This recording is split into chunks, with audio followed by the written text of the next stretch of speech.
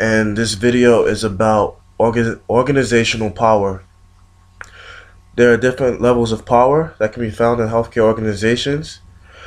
Power can be used in organizations to either encourage individuals and groups to act in accordance with the company's goals and objectives. Um, in addition to that, the principal elements of power are the agent and the recipient. The agent is the person who's the driving force behind the influence, and the recipient is the person who receives the power and the influence. The different types of power: coercive power, which involves a dependent relationship between the driving agent and the recipient of the force.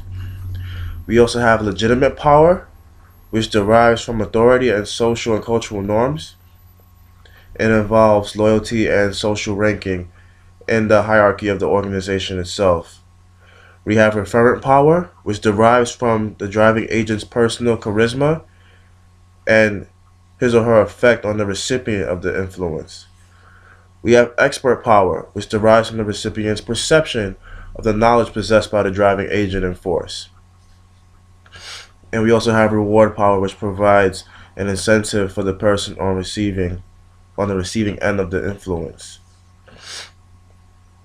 A personal experience of my own in which I've seen organizational power based on Mintzberg's political game playing framework is that of insurgency.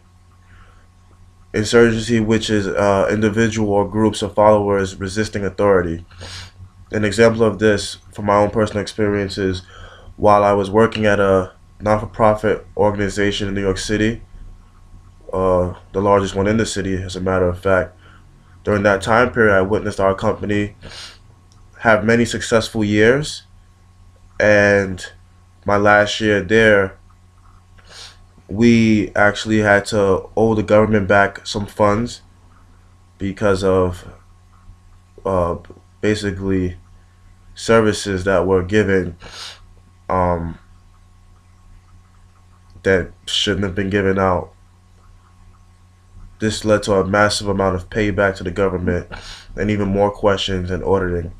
Uh, as the word came down that there was going to be some staff reductions as a result of this auditing and payback to the government, some nurses took to the press and spoke about how unfair it was and how it would affect their patients.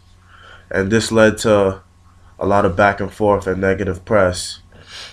And in addition to that, I've also seen, while working there, counterinsurgency, and that's basically the leaders fighting back to defend against the insurgency.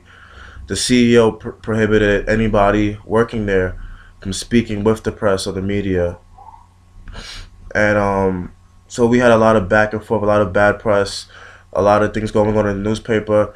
In my own personal opinion, I believe if the two groups would have met, that being the supervisors and upper management meeting with the nurses and the administrative staff, all the concerns could have been addressed and we could have had an overall better outcome instead of giving the press so much more ammunition, which led to the whole organization being hurt overall.